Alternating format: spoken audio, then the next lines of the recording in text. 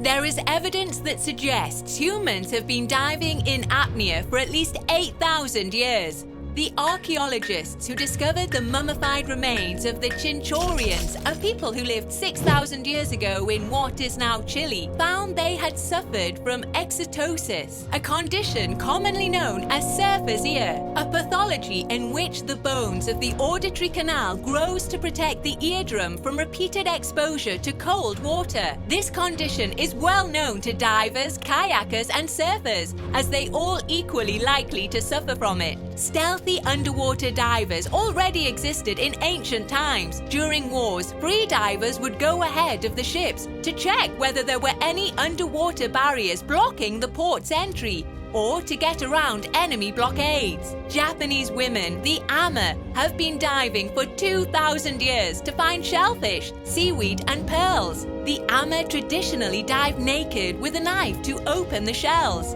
In ancient Greece, both Plato and Homer describe people fishing for sponges and corals using a 15-kilogram weight. In ancient Rome, there was a diving corporation that offered their service in exchange for money, the URINATORES. They did reconnaissance and recovered objects fallen into the water. The first diving record was made just during a paid recovery operation, which was officially reported by the Maritime Journal of the Italian Navy. In 1913, the Italian battleship Regina Margherita, while at anchor off the island of Scarpanto, Greece, had an accident and lost its anchor. A local sponge fisherman, HAGGI STATTI, volunteered for the recovery efforts. The doctor who visited the man noticed that the fisherman had pulmonary emphysema, with both broken eardrums, making him almost deaf. He also found that he could barely hold his breath for 40 seconds while on land, but against all odds, after 4 days and 21 dives, he managed to recover the anchor by diving between 70 and 85 meters deep using only a rope and a 15-kilogram weight. He didn't use a diving mask or swimming fins, as they didn't exist yet. The first diving mask that was designed to enclose the nose was invented in 1927 by Jacques Saumarche. In 1938, Maxime Forgeot improved this design by using a rubber pouch to cover the nose that enabled divers to equalize the pressure in the ears. The first swimming propellers were patented in 1933 by Louis de Corlou, also a Frenchman.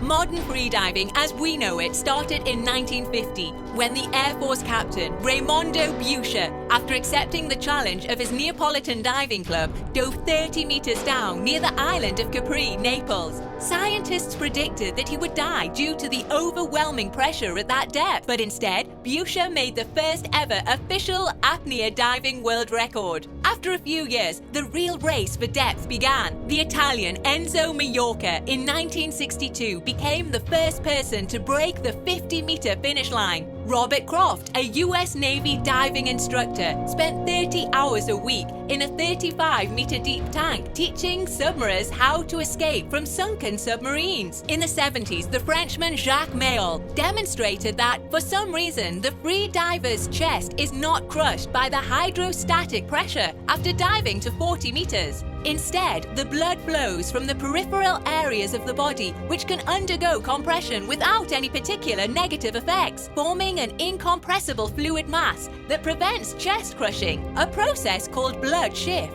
Angela Baldini in 1989 stunned the entire world when she went down to minus 107 meters, destroying in one run all the previous records held by Mallorca, Mayol, Macula and Pippins. From the 90s until the present, there have been many more competing freedivers rise to prominence, and it would take hours to name them and their incredible achievements here.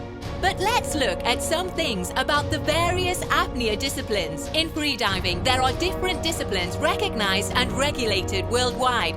Some of these may include the use of a rope that the diver pulls and the use of weights to facilitate the descent, as well as the use of inflatable balloons to accelerate the ascension. But the most extreme and dangerous apnea discipline is the no-limits apnea, which involves the descent using a heavy metal bar that pulls the diver to great depths, along with the ascension via inflatable lifting bags.